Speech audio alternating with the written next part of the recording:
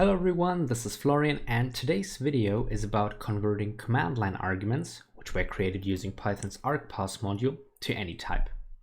Before we jump in, let's have a look at the final result. As you can see here, I have a directory with exactly two files in it. The first one is called file.txt. It's a plain text file with nothing in it. The second one is called parser.py. It contains the code that we're going to write in this video. Let's see what happens if we execute the parser.py file directly. We get an error printed to the terminal telling us that one required argument is missing, which is called document path. If we supply the file.txt file to it, we get an absolute path to this file printed to the terminal. And that's exactly the goal of this video, supplying a relative path to a file and getting an absolute path returned. This example can be adjusted to fit any situation where a custom data type is needed. Whether you need to deal with numbers or with more complex data structures, the approach shown in this video will always work. Without further introduction, let's jump in by creating a new directory. Let's call it CLI for command line interface and navigate into it. We need two files. The first one is called file.txt and the second one is called parser.py. Let's open parser.py in Visual Studio Code. And there are two modules from the standard library that we're going to need. The first one is the argparse module, which we need to define our argument parser. And the second one is the pathlib module to deal with paths. I like to keep things isolated, so I put the definition of the command line interface into a separate function, which I call getParser. It takes 0 arguments and returns an argument parser. And we create a new instance of an argument parser first. At this point, I'm not supplying a proper proc name or description. In a real world scenario, you would definitely pass a proper proc and description. Okay, so the next thing that we are going to do is to add a new argument. We call this one document path.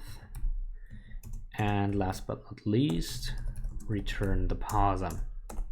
So there's a second function that we need, and I will call this one process document. It takes a document path as an input.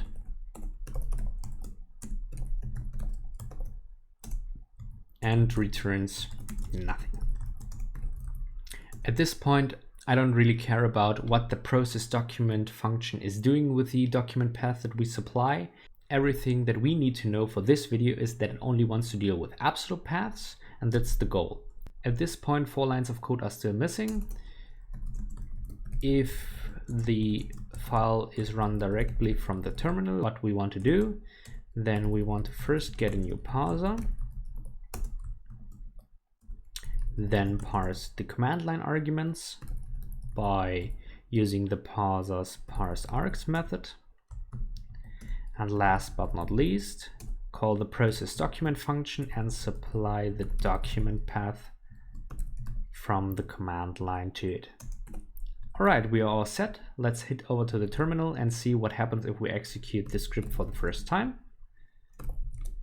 We get an error because I haven't supplied the required argument document path. And if I supply the file.txt file, no error is printed.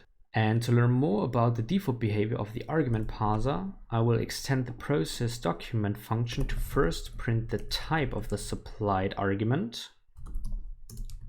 and secondly, print the argument itself. This way we can see what comes out of the parseArgs method. If we run the script again, we see that all arguments are treated as plain strings by default, and that indeed the value is file.txt as we just supplied.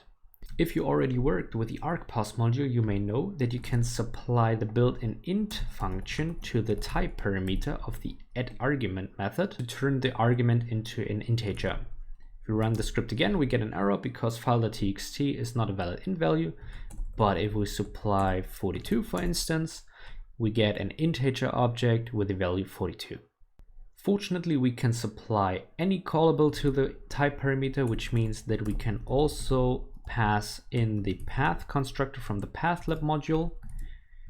to turn our file.txt file into a proper path object. Specifically, I get a POSIX path returned here because I'm running this on a Linux machine. At this point, stop the video and write in the comments below which operating system you're using to run this code on, whether it's a Linux, Windows or Mac machine. Would be interesting to see which operating system dominates. So you're already pretty close to our final result, which is getting an absolute path. What it's still missing is the conversion from a path object to an absolute path. And to do this, we make use of the fact that any callable can be supplied, so nothing holds us back from creating our own function, which is called getAbsolutePath. And what it takes is a string, so the argument from the command line interface, and returns a path object. But this time we are not only converting the string to a path object,